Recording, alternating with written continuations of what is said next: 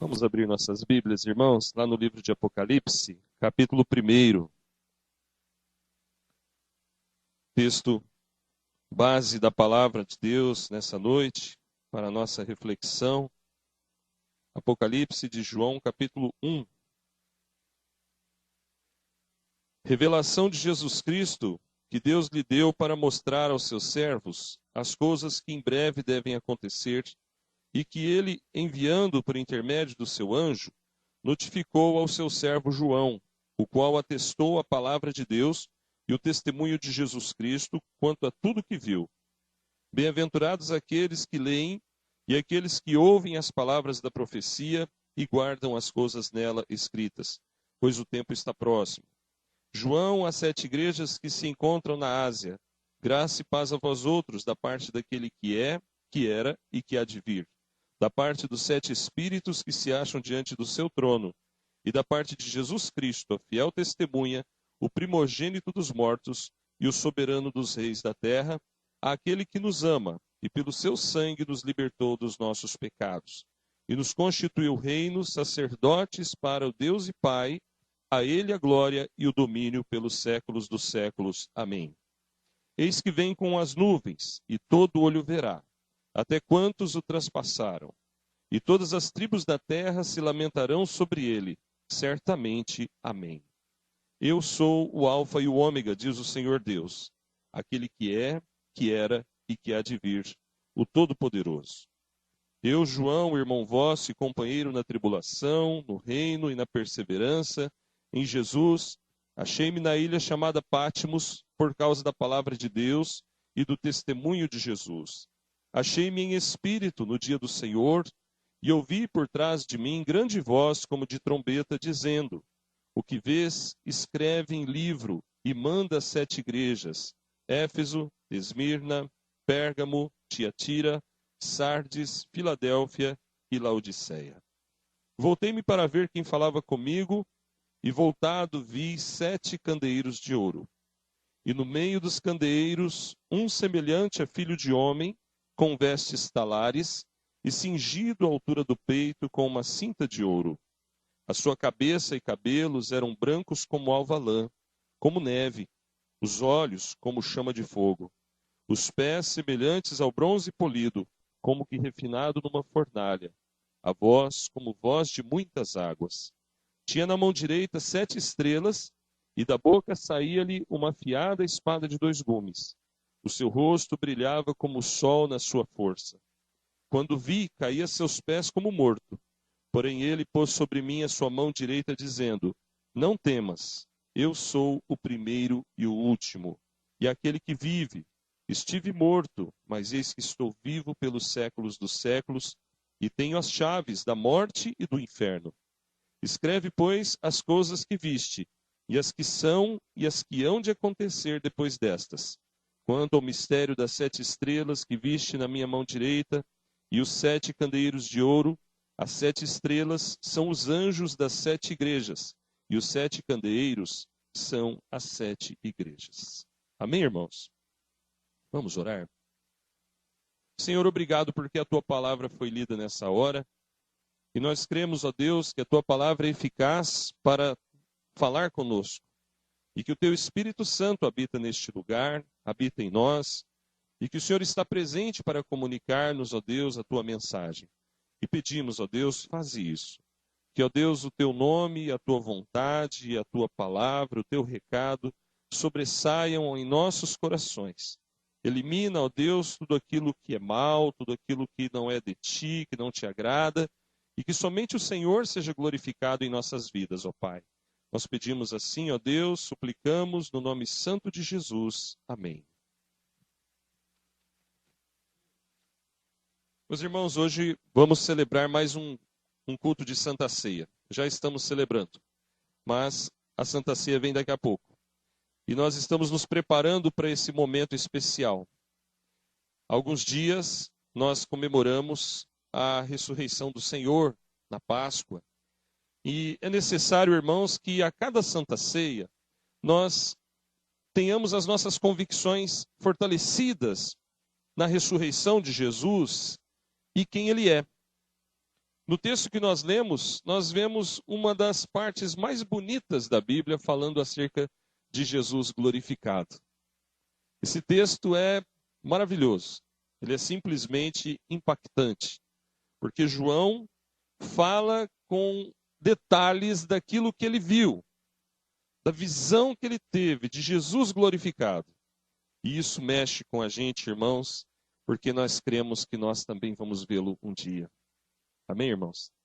Nós esperamos esse dia. Na verdade, essa esperança é que nos motiva, essa esperança é que nos move, que um dia nós veremos Jesus, que um dia nós estaremos frente a frente com Jesus. Meus irmãos, nos últimos dias nós temos visto nos jornais algumas notícias que, na verdade, são cumprimento de profecias do Senhor acerca do fim dos tempos. O Senhor Jesus nos alertou que no final dos tempos haveria guerras e rumores de guerras. E nós sempre temos ouvido falar de guerras, não é? Guerra na Colômbia, guerra no Oriente Médio. Mas esse rumor de guerra que está chegando por aí, pode ser, nós não sabemos, o prenúncio de uma guerra, talvez de um conflito envolvendo muitas nações do mundo. Talvez não seja ainda, talvez não seja esse o momento, nós não sabemos, mas é um rumor de guerra. O fato, irmãos, é que a palavra de Deus nos fala que nos últimos dias haverá muitas tribulações, muitas coisas vão acontecer, coisas que às vezes até nos apavoram um pouco. E algumas dessas coisas são reveladas aqui mesmo no livro de Apocalipse, outras nos Evangelhos e algumas outras ainda lá no Velho Testamento. Mas o que eu gostaria, irmãos, de falar para você e desejar desde já a cada um dos irmãos, é que a revelação de Jesus glorificado, conforme nós acabamos de ler, conforte os nossos corações diante dos embates da vida, diante das tribulações, diante das dificuldades, diante dos problemas que virão e que talvez você já esteja vivendo na sua vida pessoal, na sua casa. A visão de Jesus glorificado, irmãos, nos ensina, nos anima, nos fortalece, e é exatamente assim que nós o veremos lá na glória celestial um dia. Por isso que eu disse no início que esse texto causa um certo impacto no coração da gente, porque ele mostra Jesus de uma forma que ninguém mais viu, apenas João, lá na ilha de Patmos, e aqueles irmãos que já estão lá na glória com o Senhor. O livro de Apocalipse é um livro muito interessante. Tem pessoas que não gostam de ler Apocalipse, e tem outras pessoas que, quando vão ler a Bíblia, querem começar pelo último, pelo Apocalipse. É interessante isso, né? Como esse livro causa diferentes impressões. Eu já vi gente, por exemplo, dizer que tem medo de ler o livro de Apocalipse. Você já pensou que é isso? Um crente tem medo de ler a Bíblia? Pastor, eu não gosto de ler Apocalipse. Eu fico com medo. Como se fosse um filme de terror. É importante, irmãos, entendermos que a palavra Apocalipse, no original, significa literalmente tirar o véu. Ou seja, Deus nos revela coisas aqui nesse livro, coisas tremendas. Que véu é esse? É como se nós não enxergássemos devido a um véu que estivesse na frente dos nossos olhos. Então a gente enxerga mais ou menos, mas quando Deus tira esse véu, então ele nos revela coisas que hão de acontecer. E esse é o sentido da palavra Apocalipse. Não sei se você já viu alguma Bíblia em inglês. Como que é Apocalipse na Bíblia em inglês? Alguém já viu? Ah, quem falou? Ah, Felipe, né? Revelation. Revelação. Exatamente o sentido mais literal da palavra Apocalipse. E para você que talvez sente um medinho quando lê Apocalipse, saiba que Apocalipse é um livro que ensina através de símbolos. Veja que é exatamente isso que aparece no capítulo 1, versículo 1, quando a Bíblia diz assim, no finalzinho, notificou ao seu servo João. A palavra notificar aqui, amados, no original grego, significa indicar, ensinar por símbolos. É o termo semaino em grego. Então nunca interprete Apocalipse ao pé da letra. Entenda que sempre há um significado por detrás de várias figuras que aparecem aqui. Em algumas partes desse livro, nós vamos entender que é um sentido literal. Mas em algumas outras partes, não é na totalidade do livro, mas em muitas partes, a verdade nos é apresentada através de símbolos. Um exemplo claro disso, irmãos, está aqui mesmo no capítulo 1. Você observou que do versículo 12 ao versículo 20, João apresenta a descrição de Jesus glorificado, como nós já dissemos, mas é o próprio Senhor Jesus que no versículo 20 já explica o significado de alguns símbolos. Note que no versículo 20 o Senhor fala acerca dos 7 candeeiros e das 7 estrelas que João havia visto. E o Senhor explica claramente para ele: olha, João, as 7 estrelas que você viste na minha mão direita, os 7 candeeiros de ouro, são as estrelas, os anjos das 7 igrejas, e os 7 candeeiros são as 7 igrejas.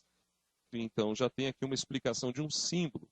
Mas eu gostaria nessa noite, irmãos, de falar com os irmãos acerca da visão de Jesus glorificado, que é o que me chama mais atenção nesse capítulo 1. Para mim é o centro desse capítulo 1 e é o ponto de início desse livro das revelações. A Bíblia começa revelando o quê? Ou quem? Que Jesus está glorificado. A Bíblia começa revelando aqui em Apocalipse, no 1º capítulo, quem ele é. E eu creio que isso tem tudo a ver com Santa Ceia, porque na Santa Ceia nós comemoramos não Cristo morto, nós comemoramos a vitória dele sobre a morte. Lembre disso, Páscoa é Jesus ressurreto. Para ressuscitar ele tinha que morrer, mas nunca nós vamos entender Páscoa ou Santa Ceia como um Cristo morto. Não, ele está vivo, vivíssimo, ele venceu a morte, ele venceu tudo. E esse é o sentido da Páscoa. Eu sempre tenho procurado alertar e lembrar você que nós temos que vencer a religiosidade. Religiosidade é uma coisa terrível. Tem um aspecto positivo e bom, lógico, de estarmos na casa de Deus, louvando, orando e tal. Isso é bom, isso é normal. Mas quando eu falo de vencer o aspecto negativo da religiosidade, é nós criarmos um tipo de religiosidade na igreja e um tipo de religiosidade fora da igreja. Isso é terrível. Isso mata a espiritualidade de um servo ou de uma serva de Deus. Isso tem tirado pessoas das igrejas. Porque eles vivem uma coisa na igreja, mas fora da igreja eles não vivem nada daquilo que eles viviam dentro da igreja. Então passa a ser uma farsa, uma hipocrisia.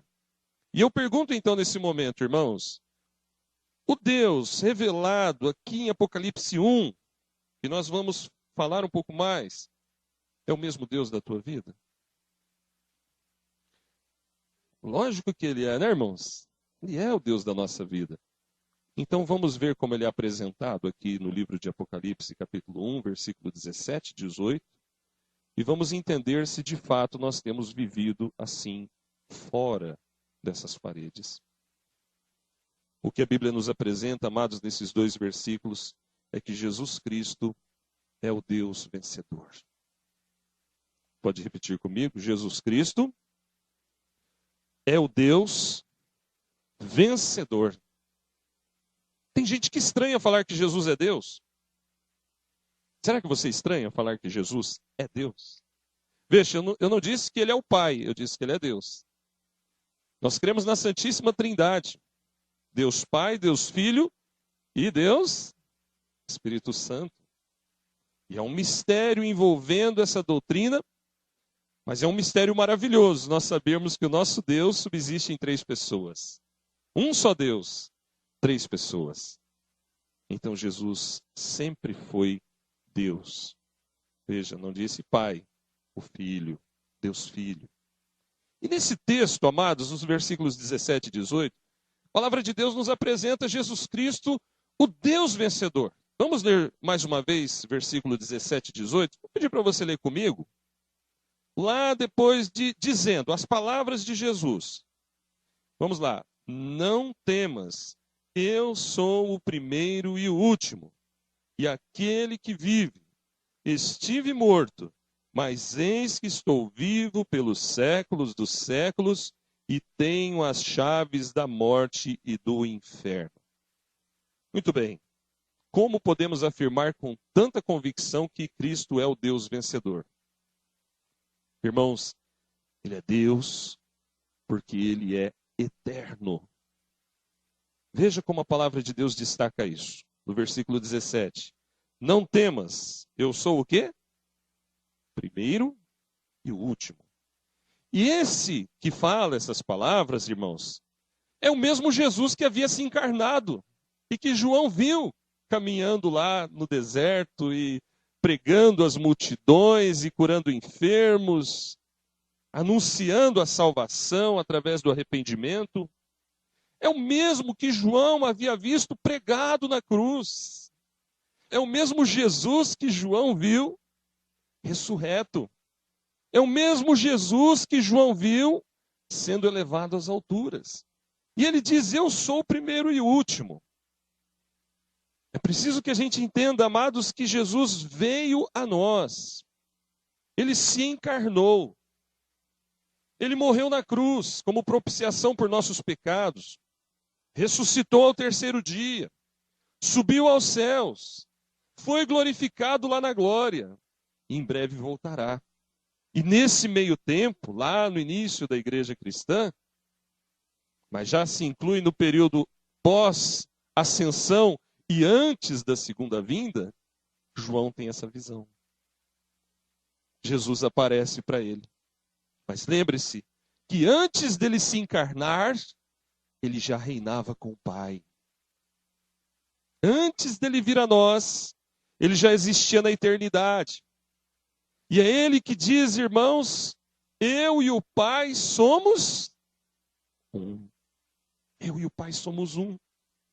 É ele, irmãos, que a palavra de Deus diz que sem ele nada do que foi feito se fez. Tudo foi feito por meio dele, ou seja, ele estava presente na criação do universo.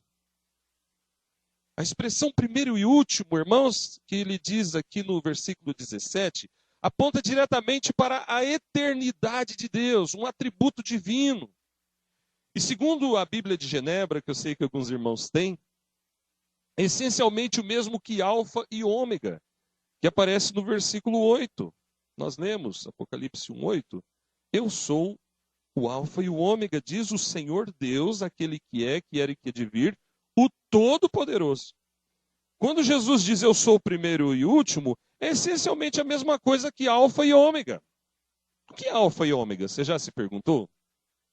É a primeira e a última letra do alfabeto grego. Em português, seria como se ele dissesse, eu sou o A e o Z. Tem uma Bíblia, eu acho que é a Bíblia Viva, que é uma Bíblia parafraseada, que em vez de colocar alfa e ômega, eles colocaram eu sou o A e o Z.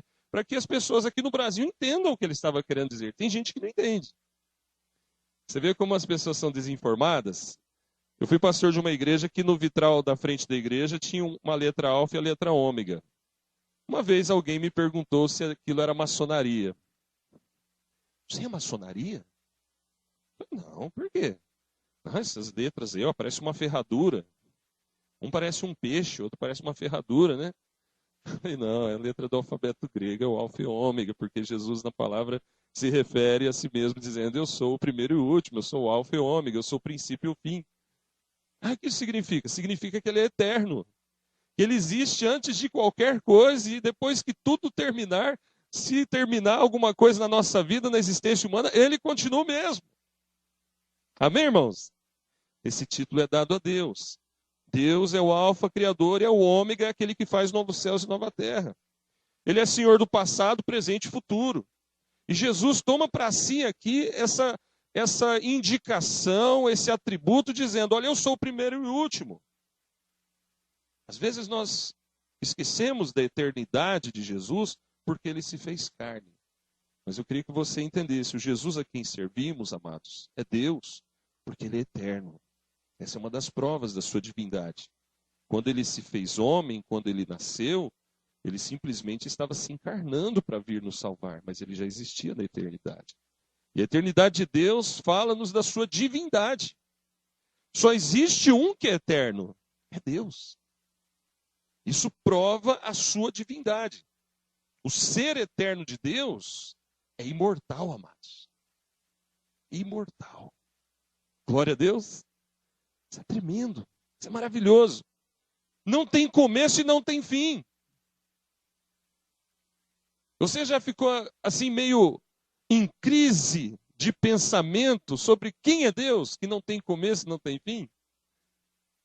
Não precisa ter vergonha, não. Eu já fiquei, você já ficou, todo crente já ficou pensando isso um dia. Peraí, mas como é que é? Não tem início, não tem fim? Pois é, meu querido. Essa nossa indagação prova que somos limitados e que não conseguimos entender perfeitamente os mistérios de Deus. Mas é assim que Ele é. Ele é eterno. Ele não tem começo, Ele não tem fim. Significa que Ele não nasceu na eternidade, Ele sempre existiu na eternidade. E significa que Ele não vai morrer, Ele sempre existirá. E significa que Ele não muda, Ele sempre será o mesmo Deus. Amados, esse nosso Deus é tremendo. A nossa mente limitada, imperfeita, tem dificuldade de entender muitas vezes a eternidade de Deus. Mas eu queria te dizer, irmão, nós precisamos mais crer do que entender muitas coisas na Bíblia. Muita coisa na Bíblia não é para ser entendido mesmo, é para ser acreditado, é para ser crido. E Deus nos capacita a isso. Por isso que a palavra de Deus diz que as coisas de Deus ao homem carnal são loucura. Porque essas coisas que os homens carnais não entendem se discernem espiritualmente e não racionalmente. Se você for entender, querer entender os mistérios de Deus com a razão humana, você não vai conseguir ser crente. Ser crente, amados, não é fanatismo, não é loucura, mas é crer de uma forma sobrenatural, através de um elemento que vem de Deus, de um presente, um dom que vem de Deus, que se chama fé. A fé é um dom de Deus. E a fé não é de todos. Mas se você está aqui nessa noite, e se você tem dificuldade de acreditar, peça para Deus. Peça para Deus. Creia que Deus está já colocando esta fé em seu coração. Creia simplesmente, como uma criança. Criança é tão bonitinha, né? Olha as crianças aí, né? Nos braços do seu pai, da sua mãe. É assim que nós temos que nos colocar nos braços de Deus. Muitas vezes não vamos compreender muitas coisas, mas nós temos que depender dele, crer nele, crer na sua pessoa. E ele vai nos capacitar, e vai nos ajudar, e vai nos alimentar, e vai nos fortalecer, porque ele é fiel. E ele nunca nos desampara. Mas, meus amados, o texto bíblico nos fala algo mais acerca de Jesus, o Deus vencedor. Porque nós podemos dizer que Jesus é Deus e que ele é vencedor. Não só porque ele é eterno, mas porque ele venceu a morte e o inferno. Esse destaque não foi colocado por mim, nem por nenhum dos irmãos, nem por nenhum teólogo. Foi colocado por Deus. Está aqui no versículo 18. E aquele que vive, estive morto, mas eis que estou vivo pelos séculos dos séculos, e tenho as chaves da morte e do inferno. Foi ele quem disse. Essas palavras do Senhor aparecem com um certo destaque, elas parecem que estão aqui com aquela caneta de marca-texto, né? Você lê o texto, mas isso fica gravado. Tenho as chaves da morte e do inferno. Oh, glória! Que Deus poderoso é o nosso Deus. Que Deus grandioso é o nosso Deus. O que isso significa? Significa que ele é vencedor, porque ele venceu esses dois grandes inimigos de toda a humanidade. Esses dois grandes inimigos do ser humano, a morte e o inferno. Quando a palavra nos diz no versículo 18 que ele tem as chaves, isso denota autoridade, poder, domínio, controle, soberania sobre isso. Quando Jesus se encarnou, entenda bem, ele não deixou de ser Deus. Pelo contrário, a sua divindade e o seu poder se manifestaram nele, homem. Mesmo encarnado e sofrendo todas as necessidades humanas, sofrendo todas as dores que nós sofremos e tentações que nós nem imaginamos, o peso das tentações que Jesus suportou, ele jamais pecou, provando que ele é santo. Ele jamais errou, ele jamais duvidou, ele jamais fraquejou. Ele prova através, então, da sua vida humana que ele é Deus. Mas, amados, alguém poderia dizer, mas espera aí, se ele é eterno, como que ele fala agora que ele venceu a morte e o inferno? Então aqui nós vemos as duas naturezas de Cristo apresentadas. Você sabe quais são as duas naturezas de Cristo? Jesus é perfeitamente Deus e é perfeitamente homem. Perfeitamente homem e perfeitamente Deus. Ou seja, ele não deixou de ser Deus quando se encarnou. Mas aquilo não era uma marmelada. Não faz de conta. Ah, ele é Deus encarnado, né? Então, essa tentação lá no deserto, né? Aquele negócio lá da coroa de espinhos, ali tinha um poder para livrar ele da dor. Negativo, meu irmão. Deus não é mentiroso e Deus não é de confusão. Quando ele foi tentado no deserto, ele foi tentado pelo líder dos demônios, pelo próprio Satanás. E quando ele foi pregado na cruz, quando ele foi chicoteado, quando ele foi encravado com aquela coroa de espinhos na sua cabeça, não era apenas a dor física que ele estava sentindo, não, meu irmão. Aquilo tudo era carregado de iniquidade, de pecado, porque a Bíblia diz que o castigo que nos traz a paz estava sobre ele. Que ele foi traspassado, não por pregos apenas, por cravos, foi traspassado por quê mesmo? Por nossas transgressões, iniquidades, nossos pecados. Então a maior dor de Jesus não era a dor da cruz física. A maior dor de Jesus, e o que torna totalmente diferente de qualquer outro ser humano, era o peso espiritual que estava sobre ele das nossas iniquidades. Então, meus irmãos, quando ele diz, tenho as chaves da morte, significa que ele venceu a morte mesmo. Ele morreu mesmo. Não foi faz de conta, não. Ele morreu mesmo. E ficou 3 dias morto, mas ressuscitou. E para explicar bem isso, a Bíblia diz em Filipenses, capítulo 2, que ao vir e se encarnar, Jesus se esvaziou de si mesmo. Ele abriu mão da sua glória. Essa glória que João vê aqui, ele deixa lá no céu e nasce não num local adequado para nascer, não num bercinho arrumadinho como todo mundo aqui deve ter tido quando nasceu, né? Mas ele nasce numa estrebaria, é colocado numa manjedoura. Ele não teve uma vida de conforto como nós temos. A maioria de nós aqui tem carro, não é? A maioria de nós aqui tem televisão em casa, telefone. Coisa normal hoje em dia. Mas Jesus, o que ele padeceu naqueles desertos, as dificuldades que ele passou. Lembra, nós não estamos falando de qualquer ser humano. Nós estamos falando do Rei dos Reis, do Senhor dos Senhores. E ele vem, amados, assim, totalmente despojado de qualquer orgulho ou de qualquer coisa ruim que nós pudéssemos ter. Ele vem com toda humildade, ele vem com toda paciência, com toda misericórdia, toma forma humana e faz tudo isso para quê, meu irmão?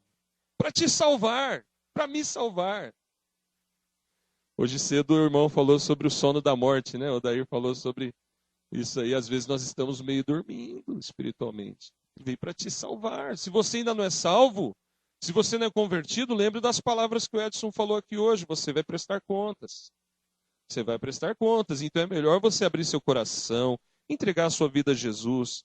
Porque o preço que ele pagou, meu irmão, é imperdoável alguém negar isso na sua vida. Ele verteu o sangue dele na cruz. E se existe um pecado mortal, imperdoável, e existe, a Bíblia nos fala disso, é o pecado de renegar a Cristo até o fim. Esse pecado não tem perdão. Esse pecado não tem salvação. Morreu negando Jesus, vai para o inferno, meu querido. Então acorde, ele veio, morreu para nos salvar. Mas aqui o texto diz, eu tenho as chaves da morte. Significa que a morte não pôde detê-lo. A morte não pôde segurá-lo. A morte não pôde destruí-lo. Porque ele é maior que a morte, meu irmão. Ele é maior que a morte. Glória a Deus. Ele venceu a morte. Por isso ele diz, eu tenho a chave da morte, João. Fala para os meus filhos lá, João. Escreve que eu tenho a chave da morte. Está aqui na minha mão. Ele tem poder sobre a morte. Ele tem autoridade sobre a morte. E isso fica bem provado, irmãos, antes mesmo dele morrer, quando ele ressuscitou mortos. Veja, é o mesmo Deus. Ele não deixou de ser Deus. Então, meu irmão, se você, minha irmã, meu irmão, se você tiver alguma dificuldade de acreditar na ressurreição de Jesus, cuidado. Cuidado. Esse é um ponto central, fundamental da nossa fé. Porque se alguém não crê que Jesus ressuscitou, como pode servir um Deus morto? E esse é o ponto, irmãos, onde Satanás mais trabalha para tentar colocar dúvida na mente das pessoas. Observe as seitas, por exemplo, todas elas negam a ressurreição de Jesus. Observe os movimentos humanistas, o pensamento filosófico, todos questionam a ressurreição de Jesus. E alguns chegam até a falar, não, olha, vamos ser bonzinhos com ele. Foi boa gente. Foi boa gente, foi um profeta, né? Foi um homem bom, fez o bem, serviu as pessoas e tal. Mas aí quando você põe na parede e fala assim, mas ele ressuscitou, ok? A pessoa fala, não, aí não. Ninguém ressuscita, morreu, acabou. Então muito cuidado, meu irmão, porque tem gente indo para a faculdade e perdendo a fé, sabia? Tem gente perdendo a sua fé quando chega diante de professores ateus, pagãos, ou de ocultistas, que questionam a sua fé, e a pessoa balança e começa a duvidar. Espera lá, será que ele ressuscitou mesmo? Eu quero dizer para você nessa noite, sim, ele ressuscitou mesmo. Eu tenho as chaves da morte, ele diz na palavra. Isso não é fábula, isso não é mito, isso é real. O nosso Deus, o nosso Senhor, venceu a morte. Por isso ele é Deus. Por isso ele prova que ele é Deus. Mas ainda diz, tem as chaves do inferno. Tenho as chaves do inferno. O Novo Testamento considera o inferno, irmãos, como um lugar de habitação final dos condenados à punição eterna lá no juízo final, no dia do juízo. Mas a Bíblia nos diz em Mateus 25 que o inferno não foi feito para o ser humano. Mateus 25, 41 a 46, nos dizem que o inferno foi feito para o diabo e os anjos dele. Ou seja, o inferno foi feito para Satanás e os demônios. Mas a palavra também fala muito do inferno aqui em Apocalipse, lá no capítulo 20, se você depois quiser dar uma lida. Agora não dá tempo. A palavra descreve o inferno como um lugar de fogo e trevas. A palavra descreve o inferno como um lugar de choro e ranger de dentes. Um lugar de destruição, um lugar de tormento eterno, meu irmão. E a visão bíblica nos leva a crer que o céu é indescritivelmente melhor do que nós pudéssemos imaginar, ok? Não há palavras para explicar a glória celestial. Mas assim também o inferno será mais terrivelmente pior do que se possa imaginar ou descrever com palavras. Tem gente que pensa que o inferno já é aqui. Já viu isso? Aqui eu tenho certeza que ninguém pensa assim, né? Amém, irmãos? Pastor, o senhor não sabe como é que é as coisas lá em casa. Falei, isso nem chega perto do inferno, viu, meu querido? Isso aí é alegria perto do inferno. O inferno não é aqui, irmão, e jamais será aqui, porque no inferno não tem igreja. No inferno não tem Bíblia. No inferno não tem louvor. No inferno não tem Santa Ceia. No inferno não tem condições de alguém ser salvo. E aqui na terra tem. Mas uma coisa que acontece na vida de quem não é salvo, ele começa a experimentar as terríveis dores e sofrimentos do inferno aqui na terra. Não é o inferno, mas ele já começa a experimentar a angústia, a tristeza, o vazio, a dor, o sofrimento, porque ele não tem Jesus. Mas o crente já começa a experimentar aqui na terra as delícias do céu. E a Bíblia trata o lugar onde você está, meu irmão e minha irmã, o lugar onde o povo de Deus se reúne, como regiões celestiais. Ou seja, aqui é um pedacinho do céu. Aqui não é o céu. Mas é como se nós já estivéssemos desfrutando um pouquinho das delícias celestiais. Quando nós ouvimos a voz de Deus. Quando nós sentimos o toque do Espírito Santo. Quando nós somos renovados na força do Senhor e no seu poder. Significa que nós já estamos vivenciando bênçãos e dádivas celestiais. Agora imagine o que vai ser desfrutar o céu 100%, sem pecado, sem tristeza, sem amargura, sem angústia, sem sofrimento, sem limitação, e vermos a própria glória de Deus. É isso que nos aguarda, é isso que nos motiva, é isso que nos faz dar mais um passo, é isso que nos faz caminhar. Mas, meus irmãos, a luta é diária, a luta é constante. E Jesus diz aqui, olha, eu tenho a chave do inferno. O que será que isso significa mais para nós? Olha, a Bíblia trata inferno também apontando para o reino das trevas. Quando a Bíblia fala de inferno, não é somente para pensarmos num lugar de dor e sofrimento. Mas a Bíblia fala do inferno também nos direcionando a pensar no reino das trevas, Satanás e os demônios, dos quais o próprio Senhor Jesus disse que ele é o príncipe desse mundo, o mundo em que nós vivemos, o mundo em que nós estamos. Meu irmão, se você não acreditava, tenho uma notícia triste para você. O diabo existe. Se você estava aí pensando que isso não era verdade, comece a refletir melhor. O diabo existe. Essa semana chegou para mim uma mensagem lá, uma imagem, e eu até pus no site da igreja, de 5 temas que são omitidos em muitas igrejas. E um desses temas é o inferno. O inferno, o diabo. Tem muita gente que não gosta que fale nisso, e tem igreja que nem fala sobre isso. Mas, meus irmãos, como nós vamos vencer o nosso inimigo se nós não nos precavermos acerca dele? E se a gente pensa no inferno como um lugar de tormento e destruição, a gente olha para o mundo e a gente vê uma face quase que materializada do inferno. Se você não leu o boletim ainda, peço que você leia depois na sua casa. O mundo está, irmãos, tomando essa forma, esse formato físico e visível de um lugar totalmente sem Deus, alienado de Deus. O mundo virou as costas para Deus. Então, no mundo, tudo que desagrada a Deus se torna cada vez mais normal e como algo obsessivo é buscado e desejado pelas pessoas. Ora, o que aguarda esse mundo? Morte e destruição. Então, meu querido irmão, irmã, a Bíblia nos alerta para nós não nos gracejarmos, não nos envolvermos demais, não desejarmos as coisas que o mundo oferece. Não ameis o mundo nem as coisas que há no mundo. Se alguém amar o mundo, o amor do Pai não está nele. Por que será? Porque o mundo é governado pelo maligno. Quando Jesus fala que ele venceu o inferno, irmãos, significa também que ele venceu o diabo. Que ele venceu Satanás e toda aquela corja de demônios, daqueles anjos que foram expulsos e banidos do céu e que estão reinando aqui na terra, destruindo vidas e aprontando todo esse tipo de morte, desgraça e destruição, lógico que com a concordância do ser humano. Porque as pessoas pecam, as pessoas fazem o que querem, porque eles não querem servir a Deus. Mas Jesus diz para nós nessa noite, filho, eu venci o inferno. E a nossa vitória, irmão, não é nossa somente. A nossa vitória é a vitória que vem dele.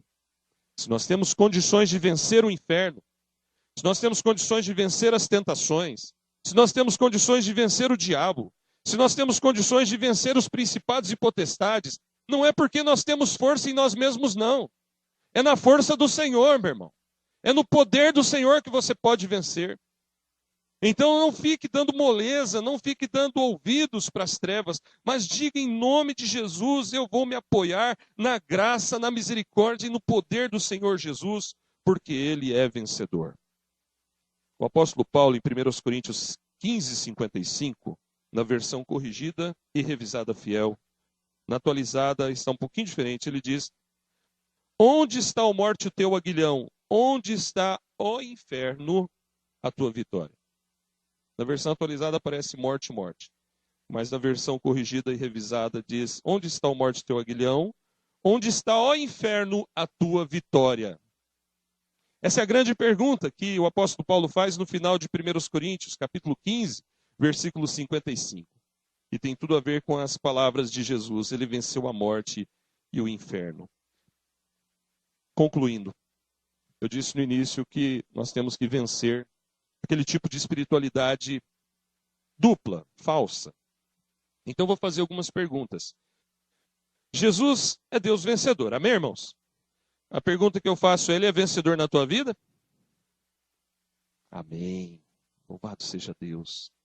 Porque mesmo quando falhamos, a vitória dele na cruz nos garante vitória. Você pode mudar de vida.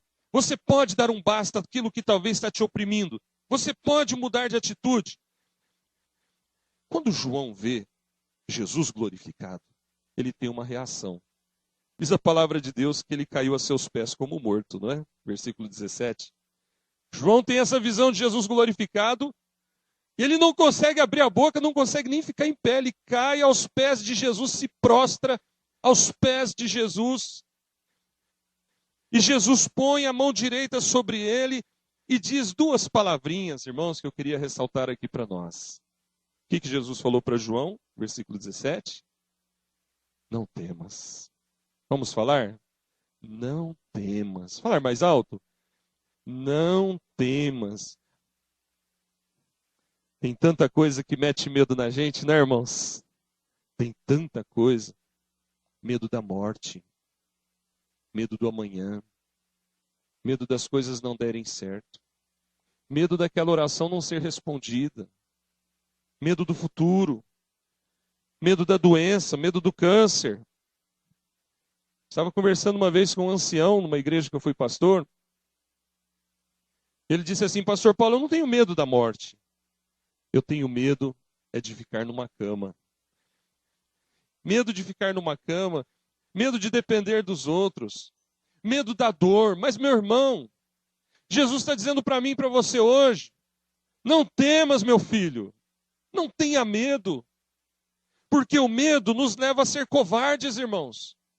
E os covardes não entrarão no reino dos céus. A Bíblia diz que os covardes ficarão de fora, sabe por quê? Para assumir um compromisso com Jesus tem que ter coragem. Mas quem não tem coragem de assumir com ele, acaba ficando no medo. E diante dessa expressão de força, de poder, irmãos, que Jesus revela para João, João tem essa reação. Talvez nós tivéssemos também essa mesma reação. Talvez nós cairíamos aos pés dele, como João fez, e não teríamos condições nem de ficar de pé diante da sua glória, da sua majestade.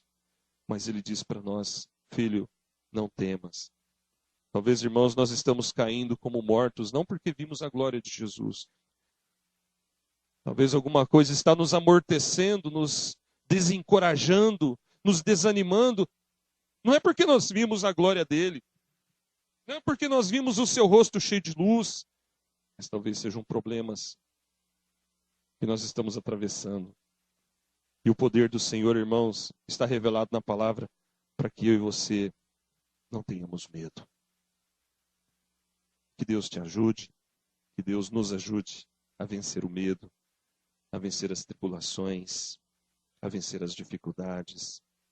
Olhando para esse Jesus, irmãos, que é vencedor, que se revela como Deus, Deus eterno, aquele que venceu a morte, aquele que venceu o inferno. E que o poder e a vitória de Jesus se manifeste na sua vida, na minha vida, na sua casa, na minha casa, na igreja do Senhor. E que você possa se dispor, meu irmão. Que você se disponha. Você tenha coragem, o desprendimento. Como? Olhando para Jesus, pensando nessa palavra de hoje. Jesus é vencedor. Jesus é poderoso. Ele é o nosso Deus. Vamos orar? Convido você a fechar seus olhos. Pensar somente no Senhor nessa hora. Mas eu queria desafiar você a entregar os seus medos, as suas angústias aos pés do Senhor. O que poderia te causar medo, meu irmão, minha irmã? A morte? Jesus venceu a morte. O que poderia te causar espanto? O inferno? Jesus venceu o inferno. E a vitória de Jesus é oferecida a nós. Que te poderia causar algum tipo de incomodação o amanhã? Jesus é eterno. Ele sabe do seu amanhã. Ele sabe do nosso amanhã. Ele sabe todas as coisas. E ele tem poder sobre todas as coisas, inclusive sobre o tempo, porque ele é Deus. Então entregue o seu amanhã aos pés do Senhor. Nessa hora, Deus ajude você, Deus fortaleça você, mas fale com Deus também. Vamos ficar de pé? Vamos nos colocar de pé na presença do Senhor. Senhor Deus, obrigado porque a tua palavra nos revela o Senhor Jesus glorificado. Que visão tremenda, Pai, que João teve. Que revelação maravilhosa o Senhor nos deu nessa noite. E o Senhor já nos tem dado na palavra. De que um dia nós veremos o Senhor assim, cheio de glória, cheio de majestade. Mas nós te louvamos, Senhor Jesus, porque não é somente lá no céu que nós te veremos. Nós já temos visto o teu agir na nossa própria vida, nos dando força, nos dando poder, nos dando ânimo constante, nos dando vitória sobre o maligno, nos dando vitória sobre as trevas e nos dando vitória sobre a morte também.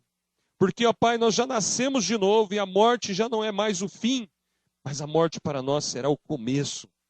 Por isso, ó Deus, nós não tememos a morte, não tememos o fim dessa vida terrena, porque nós sabemos que lá no final o Senhor nos levará para a tua glória.